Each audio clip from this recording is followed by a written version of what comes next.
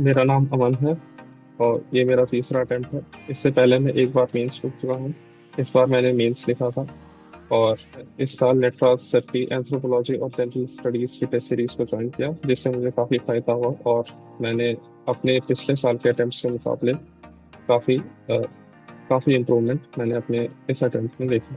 एक जो प्रॉब्लम कई बच्चे फेस करते हैं, मैंने फेस करी थी, वो है अपने जीएस पेपर्स को टाइम पर कंप्लीट करना। सर ने कई स्ट्रैटेजी बताई थी जिससे हम अपने पेपर्स को टाइम पर कंप्लीट कर सकें और उसमें अपनी क्वालिटी को भी सुधार सकें।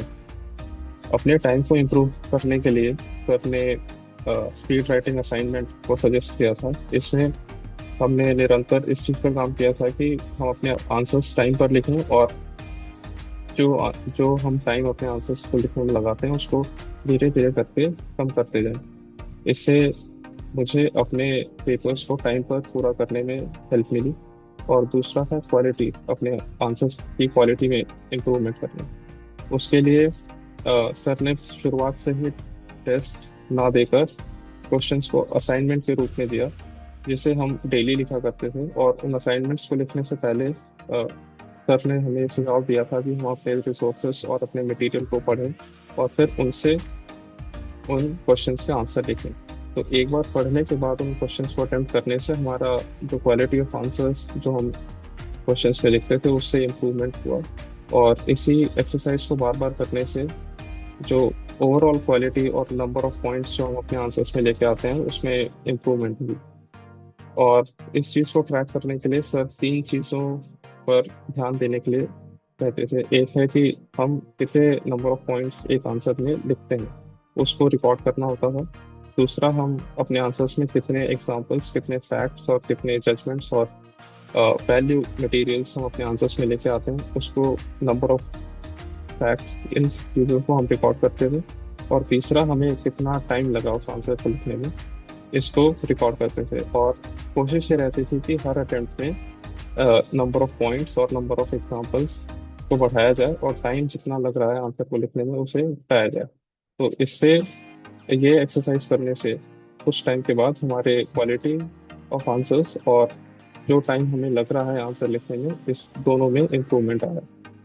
और सर की जनरल स्टडीज से रिलेटेड स्पेशल स्ट्रेटजी थी, जहाँ पर हर हफ्ते को सब्जेक्ट्स के हिसाब से डिवाइड किया था। जैसे शुरुआत के कुछ हफ्तों को, 2 हफ्तों को जनरल स्टडीज 4 के लिए, एथिक्स के लिए रखा गया।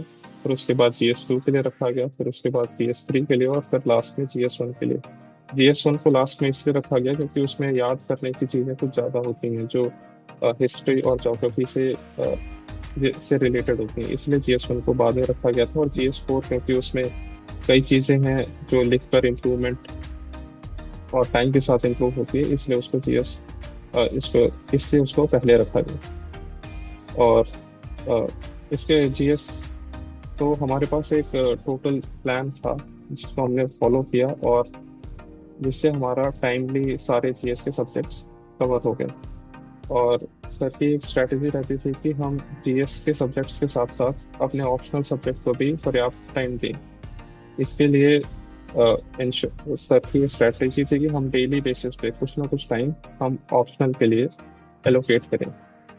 और मेरा ऑप्शनल एंथ्रो था, तो इसके लिए सर ने ये सुझाव दिया था कि मुझे जीएस का जो है, जितना भी जीएस के लिए असाइनमेंट है वो दिन में लंच से पहले कर लेने हैं, और लंच के बाद का टाइम जो मेरा पढ़ने का है उसे मुझे ऑप्शनल में लगाना है। तो ऑप्शनल और जीएस स्टडीज को दोनों को बैलेंस करते हुए ये इंश्योर हुआ कि मैं जीएस और एंथ्रोपोलॉजी दोनों सब्जेक्ट्स की पढ़ाई साथ साथ मेंस और प्रीलिम्स के बीच में करता रहूँ। कोई स्पेशल इस वजह से मुझे कोई स्पेशल टाइम निकालने की ज़रूरत नहीं पड़ी एंथ्रोपोलॉजी के लिए और जीएस के लिए अलग से। दोनों चीज़ें मेरी साथ साथ होती रहीं।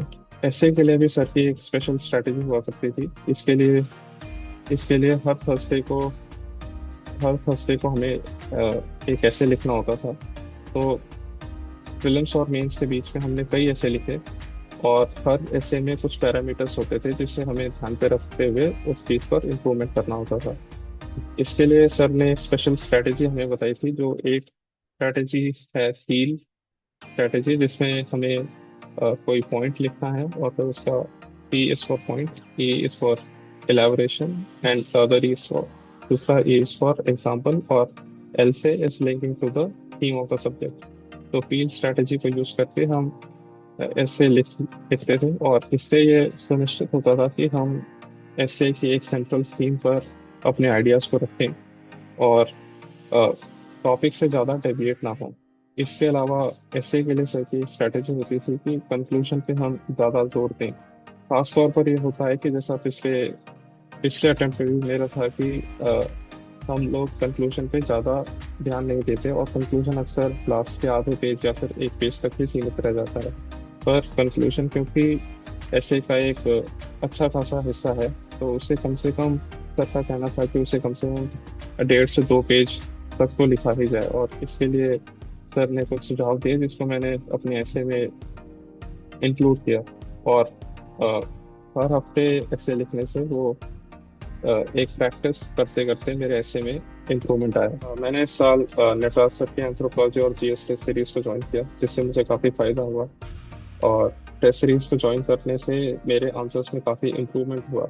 नटराज सर की टेस्ट सीरीज ज्वाइन करके मैंने जनरल स्टडीज और एंथ्रोपोलॉजी सब्जेक्ट में बैलेंस बनाने में भी इसे इस पे मेरी मदद हुई। और यह सिर्फ एक टेस्ट सीरीज नहीं थी, एक पर्सनलाइज्ड मेंटरशिप प्रोग्राम भी था, जिसमें टेस्ट के बाद मेरी नटराज सर से कॉल पर बात होती थी, और वो मुझे मेरे आंसर्स में कमियां बताते थे, जिससे मुझे अपनी कमियों को सुधारने का मौका मिला। और अ, मैंने ऐसे कई कॉल्स पे बेनिफिट लिया और अपने आंसर्स को सुधारा। इसके साथ साथ सर ने एक प्लान तैयार करके रखा था, जिसे मुझे सब फॉलो करना था। तो एक काफ़ी चैलेंजिंग टास्क हमारे लिए होता है कि एक प्लान बनाना और उसको साथ में फॉलो करना। पर टेस्ट सीरीज ज्वाइन करने के बाद मेरे पास एक रेडीमेड प्लान था जिसे मैंने फॉलो किया, और उससे मुझे अपने एग्जीक्यूशन में काफ़ी हेल्प मिली। और इसीलिए मैं अपने दोस्तों को भी रिकमेंड करना चाहूँगा कि जो भी टेस्ट सीरीज के लिए देख रहे हैं वो नटराज सर की एंथ्रोपोलॉजी और जीएस टेस्ट सीरीज को ज्वाइन कर सकते हैं, इससे उनको काफ़ी फायदा होगा।